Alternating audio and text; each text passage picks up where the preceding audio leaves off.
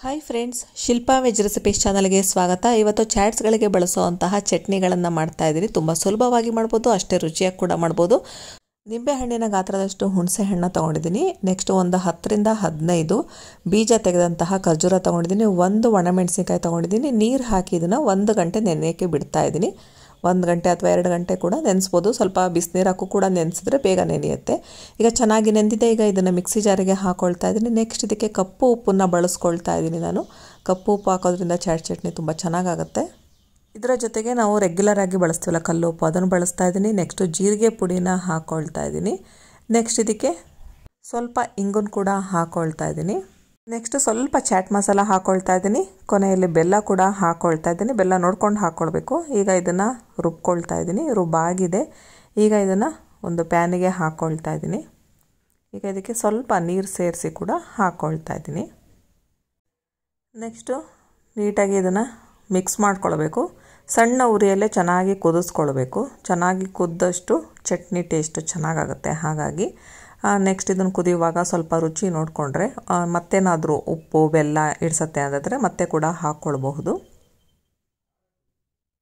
ಈ ಚಟ್ನಿ ಕಟ್ಟ ಮೀಠ ಚಟ್ನಿ ಥರ ರೆಡಿಯಾಗುತ್ತೆ. ಇನ್ನು ಈ ಚಟ್ನಿಗಳನ್ನು ನಾವು ಚಿಪ್ಸ್ ಮಸಾಲ ಆಗಿರ್ಬೋದು, ಚಕ್ಲಿ ಮಸಾಲ ಆಗಿರ್ಬೋದು, ನಿಪ್ಪಟ್ಟು ಮಸಾಲ ಆಗಿರ್ಬೋದು, ದಹಿ ಪುರಿ, ಮಸಾಲ ಪುರಿ, ಪಾನಿಪುರಿ ಯಾವುದಕ್ಕೆ ಕೂಡ ಬಳಸಿದ್ರು ತುಂಬ ರುಚಿಯಾಗಿರುತ್ತೆ. ಯಾವುದೇ ರೀತಿ ಪ್ರಿಸರ್ವೇಟಿವ್ ಇರಲ್ಲ. ಮನೆಯಲ್ಲೇ ಸುಲಭವಾಗಿ ಕೂಡ ಮಾಡಬಹುದು. ತುಂಬ ದಿವಸಗಳ ಕಾಲ ಸ್ಟೋರ್ ಮಾಡಿ ಕೂಡ ಇಟ್ಕೊಳ್ಬಹುದು. ಈಗ ಚೆನ್ನಾಗಿ ಕುದೀತಾ ಇದೆ. ನಾವು ಈ ಚಟ್ನಿನ ಫ್ರಿಜ್ನಲ್ಲಿ ಇಟ್ಕೊಂಡ್ರೆ ಒಂದು 15ರಿಂದ 20 ದಿವಸಗಳ ಕಾಲ ಹಾಳಾಗ್ದಂಗೆ ಇಟ್ಕೊಳ್ಬಹುದು. ಇನ್ನು ನೆಕ್ಸ್ಟ್ ಮಾಡೋ ಚಟ್ನಿ ಗ್ರೀನ್ ಚಟ್ನಿ, ಅದಕ್ಕೆ ನಾವು ಜಾಸ್ತಿ ದಿವಸ ಇಡೋದಕ್ಕಾಗೋದಿಲ್ಲ. ಆ ಕ್ಷಣನೇ ಮಾಡಿಕೊಂಡು ಯೂಸ್ ಮಾಡಬೇಕಾಗತ್ತೆ. ಇವಾಗ ಚೆನ್ನಾಗಿ ಕುದೀತಾ ಇದೆ. ಈ ಚಟ್ನಿ ರೆಡಿಯಾಗಿದೆ. ಈಗ ಸ್ಟವ್ ಆಫ್ ಮಾಡಿ ತಣ್ಣಗಾಗೋದಕ್ಕೆ ಬಿಡ್ತಾ ಇದ್ದೀನಿ. ಅಷ್ಟರಲ್ಲಿ ಗ್ರೀನ್ ಚಟ್ನಿ ಮಾಡ್ಕೊಳ್ಳೋಣ. ಗ್ರೀನ್ ಚಟ್ನಿ ಮಾಡ್ಕೊಳ್ಳೋದಕ್ಕೆ ಮಿಕ್ಸಿ ಜಾರಿಗೆ 1 ಹಿಡಿಯಷ್ಟು ಕೊತ್ತಂಬರಿ ಸೊಪ್ಪನ್ನು ಹಾಕ್ಕೊಳ್ತಾ ಇದ್ದೀನಿ.